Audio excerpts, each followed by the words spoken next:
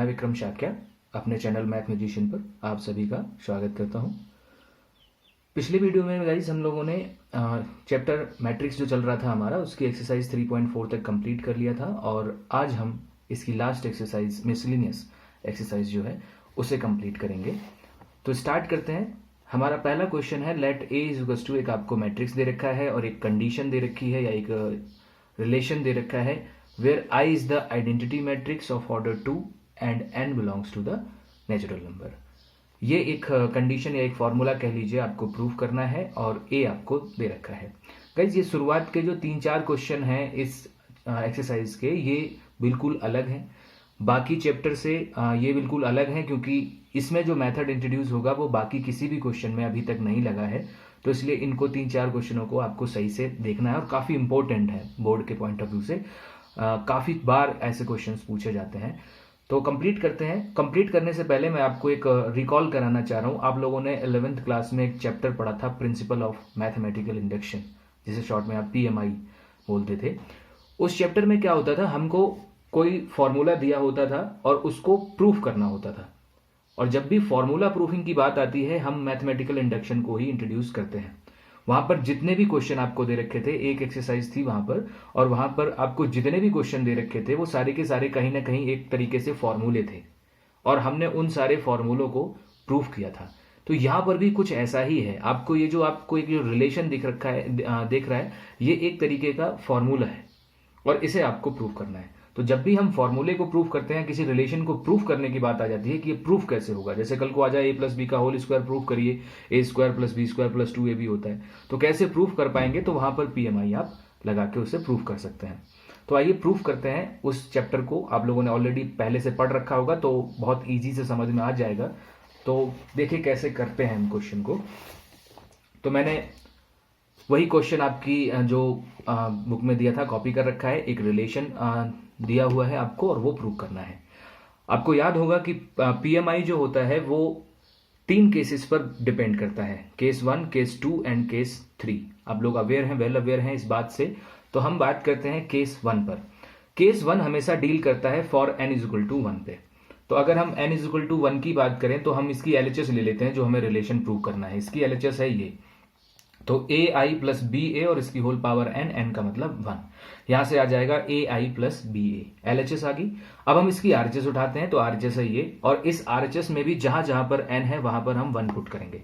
अगर n की जगह 1 पुट करेंगे तो आप देख लीजिए n की जगह 1, यहाँ n की जगह 1, यहाँ a की power n - 1 means 1 - 1 BA। Calculate करिए, ये भी आ जाएगा AI + BA क्योंकि a की पावर 0 जो कि 1 हो जाएगा।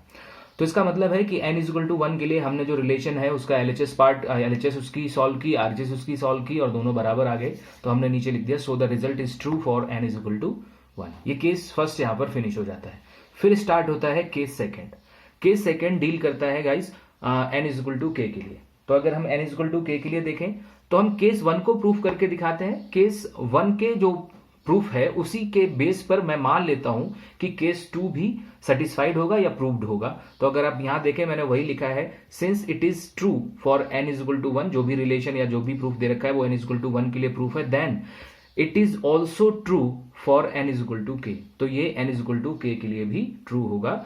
तब हम अगर ऐसा है कि n = k के लिए ट्रू है तो जो भी हमें गिवन रिलेशन है उसमें जहां जहां पर n है वहां वहां पर हम k पुट कर देंगे। तो देख लीजिए ये होल पावर पे n था तो होल पावर पे k आ गया, और यहाँ पे n था तो यहाँ पर भी k आ गया। तो जहां जहां पर n था वहां वहां पर मैंने k पुट कर दिया, बाकी कोई चेंज नहीं किया है। इसे मैंने इक्वेशन 1 दे दी। अब हम बात करते हैं केस 3 पर। हमारा जो भी मेन फोकस होता है वो केस 3 पर होता है। ये क्वेश्चन आता है तो 4 मार्क्स में आता है, जिसमें से 2 मार्क्स जो होते हैं वो केस 1 और केस 2 के होते हैं, मतलब 1 मार्क केस 1 का, 1 केस 2 का, और जो 2 मार्क्स होते हैं वो होते हैं केस 3 के। केस 3 जो होता है वो ज्यादा इंपॉर्टेंट माना जाता है। तो अगर हम केस 3 देखें तो केस 3 जो डील करता है वो करता है n = k + 1 के लिए। तो k + 1 के लिए हमें प्रूफ करके दिखाना है उस रिलेशन को। तो बात आती है कि अगर हमें प्रूफ करना है तो प्रूफ करना क्या है। तो वो हमने देख लिया कि जो हमें प्रूफ करना है मैंने उसे लिख दिया टू प्रूफ। जो हम प्रूफ करेंगे वो क्या होगा, जहां पर हमें जो प्रूविंग रिलेशन है उसमें n है उसकी जगह मैंने k + 1 रख दिया। तो n की जगह k + 1, यहां पर भी n की जगह k + 1, ऐसे यहां पर भी n की जगह k + 1, और पावर पे जब हम k + 1 रखेंगे तो यहां पर n - 1 हो रहा है तो k + 1 - 1 कट के कितना हो जाएगा k। तो इसका मतलब है कि हमें ये चीज प्रूव करनी है। अगर हमने ये रिलेशन प्रूव कर दिया तो प्रूव हो जाएगा कि k+1 के लिए भी वो गिवन रिलेशन ट्रू है। और अगर तीनों केस के लिए कोई रिलेशन ट्रू हो जाता है तो आप मान जाइए या मान लीजिए कि वो इक्वेशन या वो रिलेशन ट्रू है फॉर एनी नेचुरल नंबर। तो आइए यहां पर देखते हैं, हमने इसका LHS पार्ट ले लिया जो कि है ai प्लस बी ए की होल पावर k+1। इसको ब्रेक कर दिया ai प्लस बी ए की होल पावर k और ai प्लस बी ए की होल पावर 1। ठीक है, ai प्लस बी ए की whole power k, look at this value. ये आप देखिए इक्वेशन 1 को, अपनी इक्वेशन 1 से ai प्लस बी ए की होल पावर k ये हो जाएगा। मैंने क्या किया, वही इक्वेशन 1 से ये वैल्यू उठा के यहां पुट कर दी और जो सेकंड ब्रैकेट था वो बिल्कुल अनचेंज रखा, वैसे का वैसा ही, और सामने लिख दिया। ये मैंने कहां से किया है, तो मैंने फ्रॉम इक्वेशन 1 से किया है। अब सिर्फ मुझे क्या करना है, मल्टीप्लीकेशन करनी है, जो नॉर्मल मल्टीप्लीकेशन होती है। तो यहां करेंगे तो a की पावर k और ये a की पावर 1, तो ये हो जाएगा a की पावर k+1। i और i स्क्वायर हो जाएगा। ऐसे यहां मल्टीप्लीकेशन, ऐसे यहां और ऐसे ही यहां। मैंने चारों मल्टीप्लाई कर लिए, बेसिक है, आप आराम से मल्टीप्लाई कर सकते हैं। अब बात आती है यहां पर आई की, कि आई क्या होता है। मैंने बहुत बार बताया, आई जो होता है वो आइडेंटिटी मैट्रिक्स होता है। आई की प्रॉपर्टीज अगर आपको समझनी है तो आप जर्नल वे में मान सकते हैं कि जो आई है, एक थिंकिंग के तौर पे, कि जो आई है वो 1 होता है। Identity means 1। अब आप इमेजिन करो, अगर आप 1 का भी स्क्वायर करोगे तो भी 1 ही रहेगा। सेम वही चीज यहां पर है कि आप आइडेंटिटी का स्क्वायर भी करोगे तो भी कितना रहेगा, आइडेंटिटी ही। यहां पर आइए, इन दोनों टर्म्स में अगर आप देखेंगे तो हमने a की पावर k b a की पावर k b a, ये दोनों में है, कॉमन ले लिया। यहां से बच गया 1 और यहां से बच गया k। रही बात इस फोर्थ पार्ट की, मैंने इसको क्यों हटा दिया है, तो वो भी मैंने यहां पर रीजन दिया है, बिकॉज a स्क्वायर जो है वो 0 हो जाएगा। अब a स्क्वायर कहां से निकलेगा, तो वो निकलेगा इस a से, इसीलिए इसको दिया गया था। ए स्क्वायर आप कैसे निकालेंगे, हम बहुत बार कर चुके हैं। ए स्क्वायर निकालने के लिए आप क्या करिए, a इंटू ए, मतलब इसी की 2 बार मल्टीप्लीकेशन कर दीजिए। जब आप मल्टीप्लीकेशन करेंगे तो उसके सारे एलिमेंट 0 हो जाएंगे, 0 0 0 0, मतलब एक नल मैट्रिक्स आ जाएगा। और एक नल मैट्रिक्स या जीरो मैट्रिक्स अगर आ जाता है तो उस केस में हम ए स्क्वायर की वैल्यू 0 ले पाएंगे और इसी वजह से ये पूरा टर्म जो होगा वो 0 हो जाएगा। क्लियर है, मल्टीप्लीकेशन आप आराम से कर सकते हैं, इसलिए मैंने रीजन यहां पर लिख दिया है। इसलिए ये टर्म यहां से हटा दिया गया, और हटाने के बाद जो प्रूफ हुआ, a की पावर k+1 इंटू आई, k+1 और a की power k b a, look at the our proof, यही हमारा प्रूफ था। तो प्रूफ जो हमें चाहिए था, हम LHS लेके चले थे सॉल्व करने, और हमने सॉल्व करते करते RHS प्रूव कर दी। सो हमने लिख दिया, so the given result is true for n, यानी कि नेचुरल नंबर। ये सभी नेचुरल नंबर्स के लिए ट्रू होगा। तो यही चीज हमसे प्रूव कराई गई थी क्वेश्चन में, कि आप इस कंडीशन को प्रूव करिए। रिटन देख लीजिए कि आप कैसे लिखेंगे ताकि आपको पूरे मार्क्स मिले। थ्योरेटिकल क्वेश्चंस में लिखने का भी एक बड़ा अपना पॉइंट ऑफ व्यू होता है कि कोई स्टूडेंट जो है वो किसी तरीके से लिखता है, कोई किसी तरीके से, तो एग्जामिनर पर ये भी इफेक्ट पड़ता है कि किसने कैसे लिखा हुआ है। तो आई होप जितना मैंने लिखा है वो एक सफिशिएंट है, क्योंकि ना वो कम है ना वो ज्यादा, तो जितना जरूरी है वो मैंने सारी चीजें लिखी हुई हैं। आप अपना इसमें चेंज कर सकते हैं, अपना जो भी आइडियाज हैं वो आप इसमें डाल सकते हैं, लेकिन जो आप कर रहे हैं वो सब कुछ इसमें प्रेजेंट होना चाहिए। तो ये हुआ हमारा पहला क्वेश्चन। देख लीजिए, बिल्कुल बाकी एक्सरसाइज के सारे क्वेश्चनों से बिल्कुल अलग है, 11th से मैच करता है, तो 11th का ये कॉन्सेप्ट एक तरीके से हम कह सकते हैं। चलिए आइए दूसरा क्वेश्चन देखते हैं हम अपने एक्सरसाइज का। दूसरा क्वेश्चन भी कुछ इसी तरीके का है कि if A is equal to, आपको ए एक मैट्रिक्स दे रखा है, 3 ऑर्डर का हो गया इस बार, और फिर आपको एक फॉर्मूला, एक कंडीशन प्रूव करनी है, a की पावर n और समथिंग जो भी आपको दे रखा है, n belongs to natural number. फिर से n जो है वो नेचुरल नंबर को बिलोंग करता है, तो ये भी बिल्कुल ऐसा ही है। अगर आप तीसरे क्वेश्चन को देखेंगे, if a is equal to, ये एक आपको दे रखा है, देन प्रूव दैट, ये भी बिल्कुल वैसा ही है, where n is a positive integer, कोई भी एक पॉजिटिव इंटीजर है। तो आप गौर से देखिए, तीनों शुरुआत के जो क्वेश्चन है वो PMI पर ही बेस्ड है। मैं पहला करा चुका हूं, एक और मैं करा देता हूं, दूसरा, तीसरा फिर आप आराम से कर पाएंगे, तो इसलिए मैं तीसरा छोड़ दूंगा। मैं दूसरा आपको और समझा देता हूं, ताकि अगर आपको पहली बार मेथड कोई समझने में प्रॉब्लम हुई हो तो वो अब ना हो, बिकॉज मेथड बहुत क्लियर होना चाहिए। हालांकि आप लोग 11th में पढ़ चुके हैं तो काफी अवेयर हैं इस मेथड से। तो ये रहा हमारा दूसरा question. a is equal to, आपको एक मैट्रिक्स दे रखा है, सामने जो कंडीशन दे रखी थी वो मैंने राइट कर दी। अब हम वही केस पर आए, हमारा पहला case for n is equal to 1। आप देखते रहना, बिल्कुल सेम इस क्वेश्चन में और इस क्वेश्चन में कोई अंतर नहीं है, दोनों एक ही जैसे हैं, बस जो कंडीशंस चेंज हुई हैं उतना ही चेंज है। तो टेकिंग LHS, अगर हम LHS देखें तो मैंने इसकी LHS ले ली, तो LHS है a की पावर n। अगर हम उसमें n इज इक्वल टू 1 रखें, क्योंकि केस फर्स्ट है, तो आ जाएगा हमारा a। RHS में जाए तो RHS में आप देखिए, जहां जहां पर n है वहां पर अगर आप 1 रखोगे तो n माइनस 1 यानी कि 1 माइनस 1, तो 3 की पावर 0, 3 की पावर 0, हर जगह 3 की पावर 0 हो जाएगी। और किसी की भी पावर 0 हो तो उसकी वैल्यू 1 1 1 1 1 1, और 1 हमें ये किसके इक्वल दे रखा है, तो ये हमें दे रखा है a के इक्वल। इसका मतलब इनडायरेक्टली LHS और RHS दोनों बराबर हैं। So the result is true for n is equal to 1। Same ऐसा ही पहले भी हमने किया था। फिर हम सेकेंड केस स्टार्ट करेंगे, उसमें रखेंगे n is equal to k। जब हम n is equal to k put करेंगे तो मैंने कहा था कि 1 जब प्रूव हो जाता है तो k को हम ऑलरेडी प्रूव मान लेते हैं। तो उसमें कहा गया है since it is true for n is equal to 1 then it is also true for n is equal to k। अगर n is equal to k के लिए प्रूव होगा तो अपने फॉर्मूले में या अपने जो भी गिवन रिलेशन है उसमें n की जगह k रख दीजिए, तो केवल k माइनस 1 ऊपर हो जाएगा। अब हम बात करते हैं केस थर्ड के ऊपर, जो सबसे इंपॉर्टेंट होता है। केस थर्ड हमारा डील करता है n is equal to k plus 1 के लिए।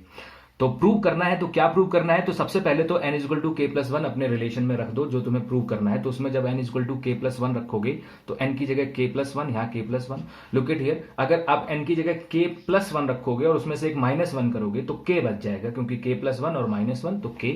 तो वही मैंने क्या किया, सबकी जगह k बचा दिया है। तो हमें ये रिलेशन प्रूव करना है कि a की पावर k प्लस 1 जो भी हमें दे रखा है वो प्रूव होके आना चाहिए।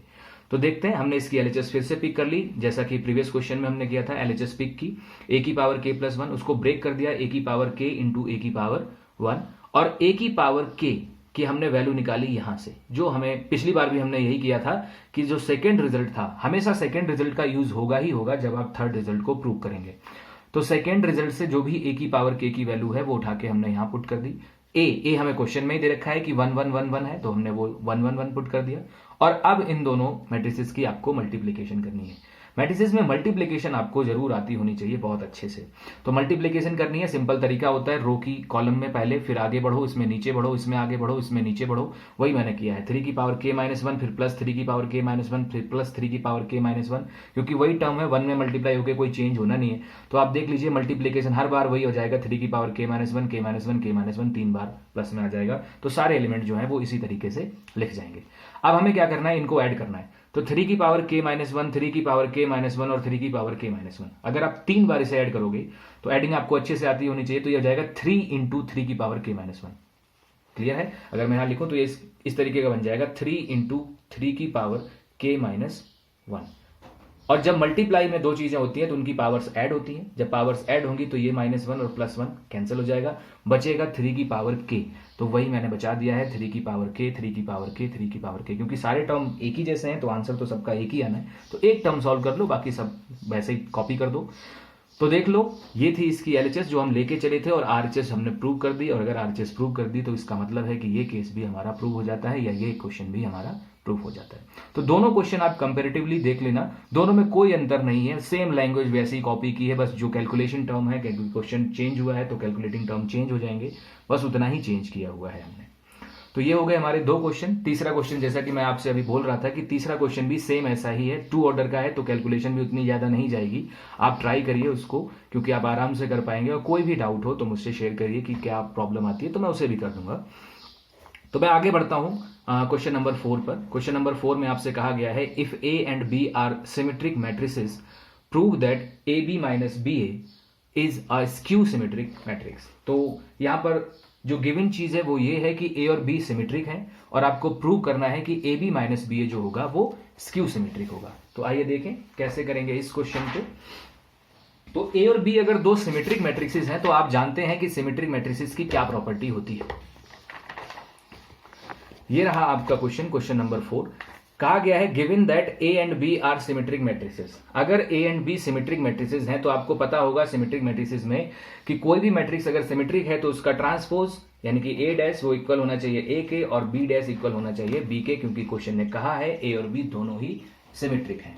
अगर दोनों ही सिमेट्रिक हैं तो रिलेशन को फॉलो करेंगे। अब आपसे प्रूव कराया है कि आप प्रूव करिए कि AB minus BA skew symmetric है।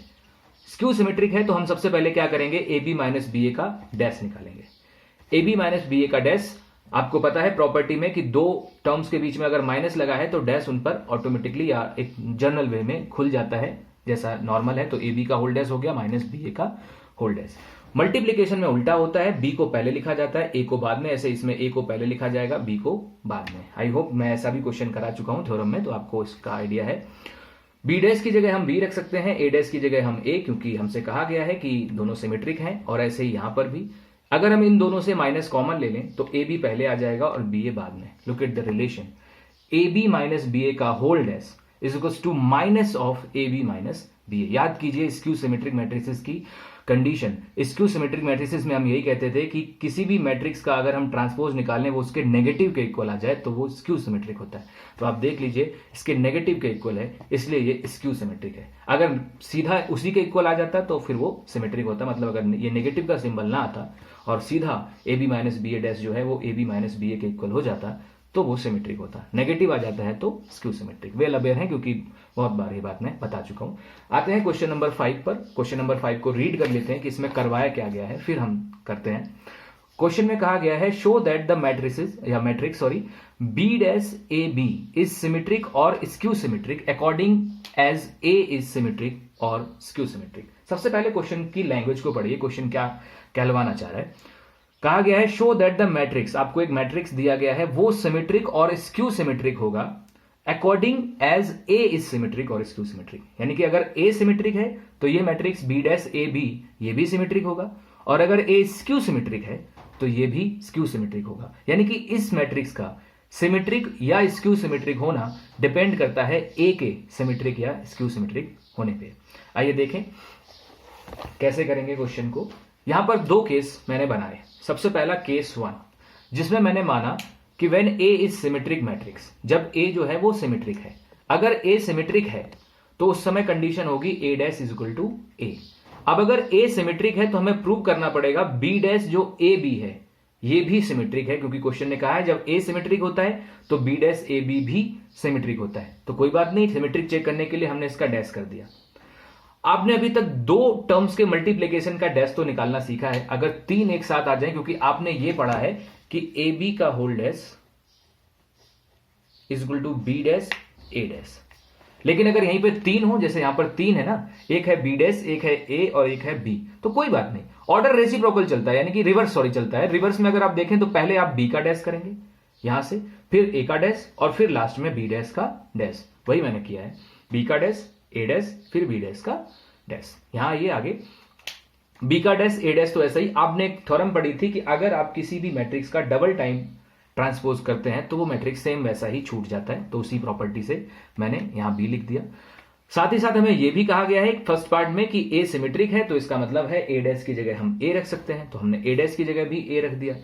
तो बना बी डैश ए बी का dash is equal to B dash A B, मतलब उसका ट्रांसपोज उसी के सेम इक्वल आ गया। और जब ऐसा होता है तो उस केस में आप कह पाएंगे B dash A B is a symmetric matrix. तो एक पार्ट तो प्रूव हो गया जब हमने ए को सिमेट्रिक माना।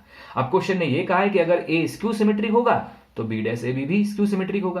तो ये रहा सेकेंड पार्ट। सेकेंड पार्ट में मैंने when A is skew symmetric matrix, जब ए स्क्यू सिमेट्रिक है तो वहां पे कंडीशन ये होगी कि A dash is equal to minus है, क्योंकि स्क्यू सिमेट्रिक में एक एक्स्ट्रा नेगेटिव आ जाता है। तो हम अब इसको भी स्क्यू सिमेट्रिक प्रूव करेंगे, तो हमने फिर से इसका डैश किया, सेम कैलकुलेशन पहली जैसी ही कि बी डैश का डैश फिर से बी कर दिया।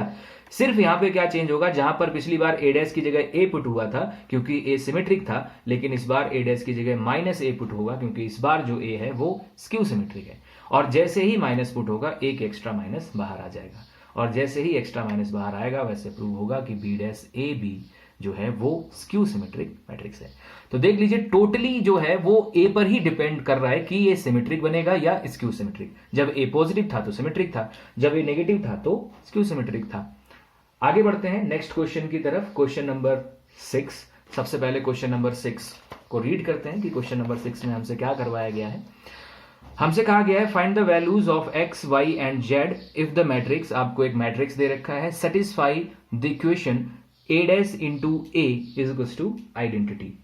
ए डैश इंटू ए को अगर ये जो मैट्रिक्स है सेटिस्फाई करता है, A dash into A is equal to identity जो रिलेशन है उसको अगर सेटिस्फाई करता है तो आपको एक्स वाई जेड की वैल्यू निकालनी है। आइए देखें कैसे करेंगे। ये तो नॉर्मल अब कॉन्सेप्ट पर हम आ गए हैं जो हम अभी तक एक्सरसाइज में पढ़ रहे थे। देखिए जो हमें ए दे रखा था मैंने वो राइट किया। सबसे पहले मैंने क्या किया, ए डैश निकाला। ए डैश मतलब वही ट्रांसपोज, रो को कॉलम और कॉलम को रो, आप निकाल सकते हैं आराम से। फिर हमें जो रिलेशन दे रखा है, हमें दे रखा है A dash into A is equal to identity. तो हमने दोनों की वैल्यू पुट कर दी, ए डैश की वैल्यू पुट कर दी, ए की वैल्यू पुट कर दी। और आइडेंटिटी मैट्रिक्स आप अच्छे से जानते हैं क्या होता है, 1 0 0 0 1 0 एंड 0 0 1। फिर हमने क्या किया, इन दोनों की मल्टीप्लीकेशन की, नॉर्मल मल्टीप्लीकेशन वही, जीरो की जीरो में, फिर एक्स की एक्स में एक्स स्क्वायर, फिर एक और एक्स स्क्वायर, तो 2x स्क्वायर हो जाएगा। ऐसे ही इसकी इसमें, फिर इसकी इसमें, फिर इसकी इसमें, यानी कि हमने तीनों रो की तीनों कॉलम्स में कर ली है मल्टीप्लीकेशन। में बहुत बार समझा चुका हूं। तो ये रही मल्टीप्लीकेशन। यहां पर आप देखेंगे तो एक्स स्क्वायर, ये तो 2x स्क्वायर है ही, ये एक्स वाई से ये माइनस एक्स वाई कैंसिल हो जाएगा, माइनस जेड एक्स से minus plus Z x cancel हो जाएगा, यहां पर ये कैंसिल हो जाएगा, यहां पर ये 2yz, ये माइनस वाई और ये माइनस वाई जेड दोनों कैंसिल हो जाएंगे, ये कैंसिल हो जाएगा, ये भी सेम कैंसिल हो जाएगा। केवल ये डायगोनल एलिमेंट बचेंगे, यहां से 2x स्क्वायर, यहां से 6y स्क्वायर और यहां से 3z square. Look at the whole calculation. उसके बाद ये आरएचएस में इसके इक्वल है। तो जब दो मैट्रिसेस आपस में इक्वल होते हैं, फर्स्ट एक्सरसाइज में हमने कहा था कि हम उनके करस्पॉन्डिंग एलिमेंट इक्वेट कर सकते हैं। तो इक्वेटिंग द एलिमेंट्स या करस्पॉन्डिंग एलिमेंट्स अगर हम इक्वेट करें तो 2x square is equal to 1, यहां से x square is equal to 1/2 या x is equal to plus minus 1/√2, x की वैल्यू आ गई। ऐसे ही अब हम इसको कंपेयर कर लेते हैं तो 6y square is equal to 1, तो 6y स्क्वायर से y की वैल्यू आ जाएगी plus minus 1/√6, and third 3z square is equal to 1, जहां से z की वैल्यू आ जाएगी प्लस माइनस 1/√3z। तो आपको x y z की वैल्यू निकलवाई गई थी। बहुत सिंपल क्वेश्चन था, प्रॉपर मल्टीप्लीकेशन पर बेस्ड। आगे चलते हैं next question, question number 7। Question number 7 भी कुछ उसी तरीके का है कि find the value of x, आपको x की वैल्यू निकालनी है और x की वैल्यू निकालने के बाद सब कुछ आपको सामने दे रखा है कि ये o के इक्वल है, मतलब 0 के इक्वल है, एक तरीके से हम मान सकते हैं। तो सेम आप मल्टीप्लीकेशन करिए, मल्टीप्लीकेशन करने के बाद जो भी आंसर आता है वो आप आंसर निकाल के बताइए कि क्या आंसर आपका आएगा। तो अगर आप देखना चाहें मल्टीप्लीकेशन, बस मल्टीप्लीकेशन आपकी अच्छी होनी चाहिए। अगर आपकी मल्टीप्लीकेशन ठीक है तो आप आराम से क्वेश्चनों को कर पाएंगे। मैं एक बार फिर भी आपको दिखा देता हूं, क्योंकि ऐसे ऑड ऑर्डर की जो मैट्रिसेस होते हैं लोगों को मल्टीप्लिकेशन करने में बड़ी दिक्कत आती है। कोई इशू नहीं है, आप आराम से कर सकते हैं। सबसे पहले इसकी इसमें मल्टीप्लिकेशन करते हैं तो वही 1 की यहाँ, 2 की नीचे और फिर 1 की यहाँ। तो रो में आगे की तरफ बढ़े, कॉलम में नीचे की तरफ एक आ गया। अब हम क्या करते हैं, नीचे रो है ही नहीं तो मतलब अब इस रो की इस कॉलम में पूरी हो चुकी है, बाकी कोई रो है नहीं, तो अब इसी रो की हम अगले कॉलम में करेंगे, ये रही, और फिर इसी रो की हम अगले कॉलम में करेंगे। तो इन दोनों की हो चुकी है, तीसरे को हमने ऐसा ही छोड़ रखा है। फिर जब इन दोनों को ऐड कर लिया तो ये 6 हो गया, ये 2 हो गया, ये 4 हो गया। अब ये वैसा ही कॉपी कर दिया। अब इसकी करेंगे तो इसकी 0 में, इसकी 2 में और इसकी x में। तो वही 0 4 plus 4x is equal to 0, यहां से 4x इज इक्वल टू -4 और x is equal to -1। Look at the whole calculation. बहुत इजी क्वेश्चन था, x की वैल्यू आप आराम से निकाल सकते हैं। तो ये अब हम प्रॉपर अपने जो मेथड हमारे पास थे एक्सरसाइजेज में उन्हीं पर आ चुके हैं। केवल पीएमआई वाला जो कॉन्सेप्ट था वो थोड़ा अलग था। ऐसे अब आप 8th क्वेश्चन देख लीजिए। तो सिंपल बिल्कुल ही क्वेश्चन ऐसा ही एक्सरसाइज में दे रखा है कि a आपको दे रखा है तो show that a square minus 5a plus 7i is equal to 0। Proper exercise based question. और 9 बिल्कुल 7 जैसा ही है, बिल्कुल वैसे ही मैट्रिसेस आपको दे रखे हैं, सब कुछ वैसा ही है, o के इक्वल है और आपको x की वैल्यू निकालनी है। आई होप ये नीचे के 2 हो ही जाएंगे, 8th और 9th। हम चलते हैं क्वेश्चन नंबर 10th पर। क्वेश्चन नंबर 10th में आपसे कहा गया है a manufacturer produce 3 products XYZ which he sells in 2 markets, annual sales are indicated below। 2 markets में इन्हें बेचता है। पहले मार्केट में जो X प्रोडक्ट है वो इतना है, Y प्रोडक्ट इतना बेचता है और Z प्रोडक्ट जो है वो इतना बेचता है। यानी कि 10,000 जो है वो क्वांटिटी X प्रोडक्ट की है, 2,000 जो है वो Y प्रोडक्ट की है और 18,000 जो है वो Z प्रोडक्ट की है। फर्स्ट पार्ट में कहा गया है if unit sale prices of X, Y and Z, unit का मतलब पर यूनिट, एक पीस की जो प्राइस है, तो वो X की जो है वो है 2.50 रुपीज, Y की जो है वो 1.50 रुपीज एंड Z की जो है वो 1 rupee respectively. Find the total revenue in each market with the help of matrix algebra. आपको मैट्रिक्स एल्जेब्रा की हेल्प से टोटल रेवेन्यू निकालना है, मतलब टोटल कितना रेवेन्यू बना है वो हमें निकालना है। आइए देखें, फर्स्ट पार्ट अगर हम कर लेंगे तो सेकंड पार्ट तो ऑटोमेटिकली हो जाएगा, उसमें कोई इतनी बड़ी दिक्कत नहीं है, सिर्फ रेट चेंज किए गए हैं। तो फर्स्ट पार्ट अगर आप कर लेंगे तो सेकंड पार्ट तो ऑटोमेटिकली हो जाएगा। अगर आप देखें फर्स्ट पार्ट में, तो मैं ऐसा क्वेश्चन एक्सरसाइज में भी हमारे था, 2 थे लैंग्वेज टाइप के क्वेश्चन। तो मैंने कहा था जितनी भी क्वांटिटीज होती हैं वो हमेशा रो कॉलम में रखी जाती हैं और जो उनके रेट्स होते हैं वो हमेशा कॉलम में रखे जाते हैं जब भी हम मैट्रिक्स कैलकुलेशन करते हैं तब। तो वही मैंने लिखा है market 1 production in matrix form. अगर हम मार्केट 1 की प्रोडक्शन देखें तो A इज इक्वल टू ये है, हमने जो भी मार्केट 1 में किया गया था, बेचा गया था, जो भी मार्केट 1 में इन्वेस्ट किया गया था कह सकते हैं, या उसमें जो हमने सेल किया है वो ये है। और price per unit in matrix form, अगर हम उनकी प्राइस देखें तो प्राइस को हमने बी मान लिया, जो भी एक्स की प्राइस थी वो 2.50 थी, वाई की थी 1.50 एंड जेड की थी 1 रुपी। तो वो हमने तीनों प्राइजेस लिख दी। टोटल रेवेन्यू निकालने के लिए आप इन दोनों की मल्टीप्लीकेशन कर दीजिए। जब आप मल्टीप्लीकेशन करेंगे तो मल्टीप्लीकेशन करने के बाद ए बी यानी कि ए रख दीजिए, बी रख दीजिए। मल्टीप्लीकेशन बहुत ही सिंपल है, इसकी पहले के साथ, दूसरी की नीचे के साथ और तीसरी की तीसरे के साथ। कैलकुलेशन आपके सामने है, 46,000। टोटल रेवेन्यू जो होगा वो 46,000 होगा। ऐसे ही आपको मार्केट 2 के लिए भी निकालना है, क्योंकि दोनों के लिए ही निकालना है। तो मार्केट 2 में जो है वो ये है, आपके सामने दे रखा है। मार्केट 2 में जो प्रोडक्ट हमने बेचे हैं वो हमारे सामने दे रखे हैं कि ये मार्केट 2 के हैं। अगर मार्केट 2 के हैं तो आपकी बार सिर्फ क्या हो जाएगा, यहां पर मार्केट 2 के प्रोडक्ट आ जाएंगे, मार्केट 2 के प्रोडक्ट आ जाएंगे, रेट वही रहेगा और फिर से आप कॉस्ट निकाल पाएंगे। तो ये हमारा फर्स्ट पार्ट हो जाएगा, क्योंकि हमसे find the total revenue in each market, दोनों मार्केटों में पूछी थी। तो पहले मार्केट की तो मैंने रेवेन्यू आपको निकाल के दिखा दी, दूसरे में सिर्फ आपको इतना चेंज करना है, जो दूसरे मार्केट में ये प्रोडक्शन आए हैं वो आपको यहां लिखने, मल्टीप्लीकेशन करके आप आराम से कर पाएंगे। इसका सेकेंड पार्ट देख लेते हैं। सेकेंड पार्ट में क्या है, if the unit cost of above 3 commodities are इतना। अगर हम यूनिट कॉस्ट चेंज कर देते हैं, यहां पर हमने 2 रुपए कर दी, यहां पे 1 रुपए और यहां पर 50 पैसे। यहां पर थोड़ा सा ध्यान रखना कि जो भी आपको कॉस्ट दे रखी है उनकी यूनिट एक होनी चाहिए। जैसे यहां रुपीज में है, यहां भी रुपीज में है, ये 50 पैसा दे दिया है। 50 पैसा मतलब हाफ रुपीज, ठीक है। तो हाफ रुपी जो होगा वो आप यहां पर नोट करेंगे या लिखेंगे। तो अगर 50 ध्यान से अगर आपने हट गया और आपने 50 का 50 कॉपी कर दिया तो आप समझ सकते हैं कितना चेंज आ जाएगा। तो इसलिए रेट जो होने चाहिए वो एक ही यूनिट में होने चाहिए।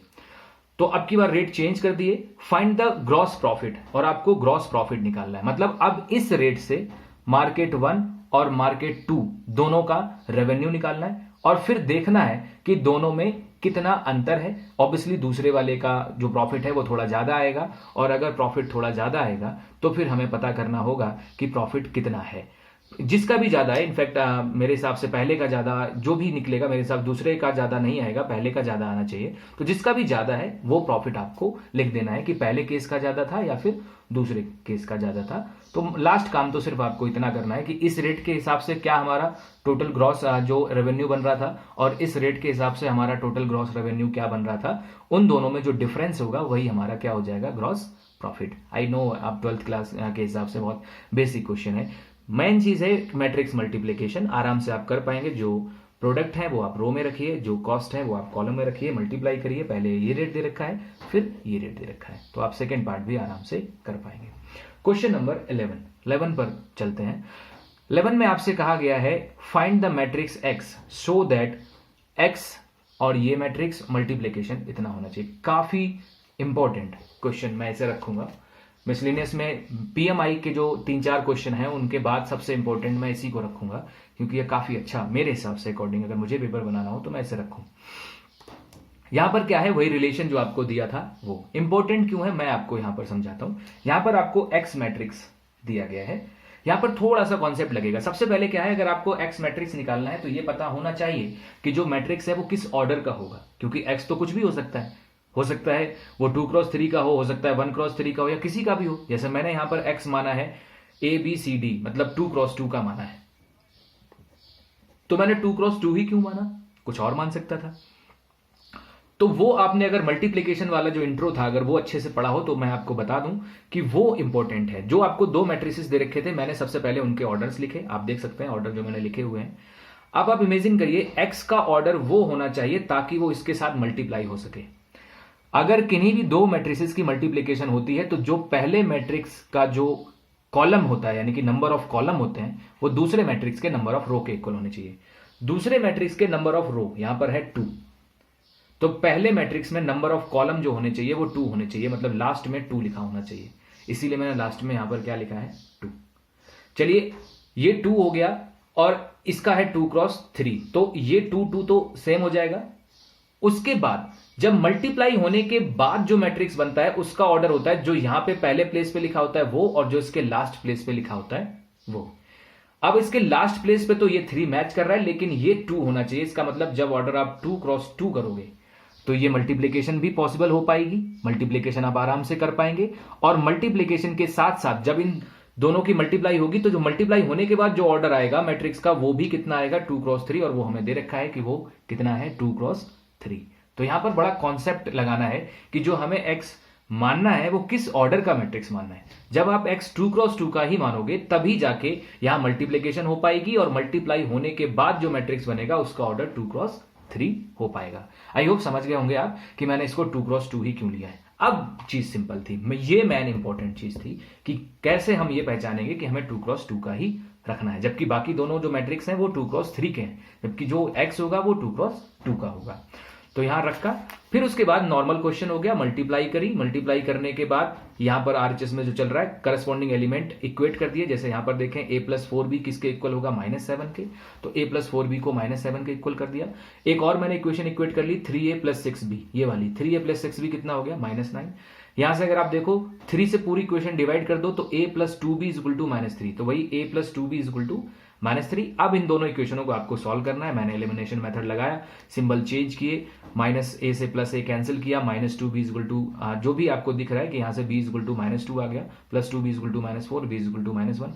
b = -2 आप किसी भी इक्वेशन में पुट कर दो, b = -2 आप किसी भी इक्वेशन में पुट कर दो, आपको a = कितना मिल जाएगा, 1। ये तो बेसिक है, आपको दो इक्वेशंस मिल गई हैं, आप चाहे तो किसी भी मेथड से उन्हें सॉल्व करिए।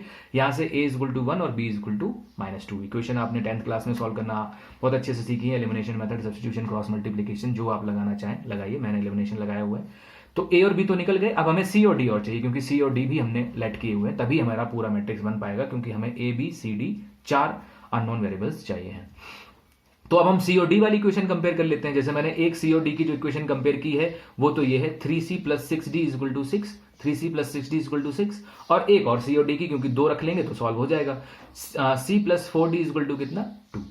फिर से वही किया, c + 4d = 2 तो लिखी हुई है, और इसमें वही 3 से डिवाइड कर दी, तो 3 से डिवाइड करोगे तो यहाँ c, यहाँ 2 और यहाँ भी 2, c से c कैंसिल हो जाएगा, यहाँ से 2d = 0, d = 0 और d = 0 आप ऊपर की किसी भी इक्वेशन में पुट कर दीजिए तो c = 2 आ जाएगा। इसका मतलब a b c d हमें चारों वेरिएबल्स पता लग गए। तो जब हम ये चारों वेरिएबल्स अपने मैट्रिक्स में लाके रख देंगे a b c d तो हमें x मिल जाएगा। ठीक है, बहुत बेसिक, अब तो आराम से आप कर पाएंगे। अब ये सिंपल क्वेश्चन था, बस मेन चीज यहां पर थी कि आप जो मैट्रिक्स मान रहे हैं वो किस तरीके का मान रहे हैं। चलिए नेक्स्ट क्वेश्चन पर चलते हैं। अगर आप नेक्स्ट क्वेश्चन देखेंगे, क्वेश्चन नंबर 12, गौर से देखना, बड़ा इजी क्वेश्चन है। If A and B are square matrices, आपको दो स्क्वायर मैट्रिसेस दे रखे हैं of the same order such that A B = B, ये भी दे रखा है कि ए बी जो है वो बी ए के इक्वल है, देन प्रूव बाय इंडक्शन। साफ साफ कह दिया है उसने इस बार कि इंडक्शन से ही प्रूव करना है, ना भी कहता तब भी हम उसी से करते। इंडक्शन दैट ए बी की एन, जो ए इंटू बी की power n is to B की पावर एन इंटू ए, सबसे पहले तो ये पार्ट प्रूव करना है, एंड फर्दर प्रूव दैट, ये फिर हमें ये प्रूव करना है। मतलब एक ही क्वेश्चन में दो क्वेश्चन उसने प्रूव करा दिए, पहले तो ये और फिर ये, और दोनों के दोनों आपको इंडक्शन से ही करने हैं। आराम से कर पाएंगे क्योंकि हम ऑलरेडी दो क्वेश्चन इंडक्शन के समझ चुके हैं, पहला और दूसरा। अगर आप वही मेथड लगाएं, वही केस 1, केस 2, फिर केस 3, इस पर भी और इस पर भी। फिर भी मैंने फर्स्ट पार्ट इसका सॉल्व कर दिया है, अगर आप देखना चाहें तो उसे देख लें, कोई चेंज नहीं होगा।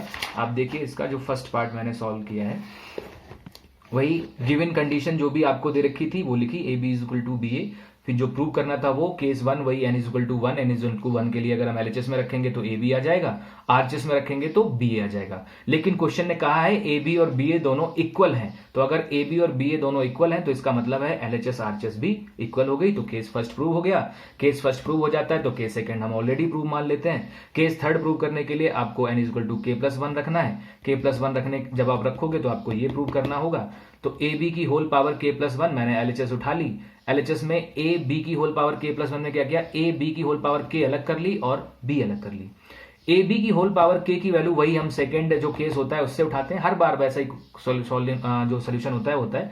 तो ए बी की होल पावर k उठा के यहां से वैल्यू पुट कर दी, b की पावर k इंटू ए, और फिर यहां पर जो ए बी है मैंने ए बी की जगह क्या किया, बी ए कर दिया। ए बी की जगह बी ए क्यों, क्योंकि हमें गिवन कंडीशन है कि ए बी की जगह हम बी ए पुट कर सकते हैं।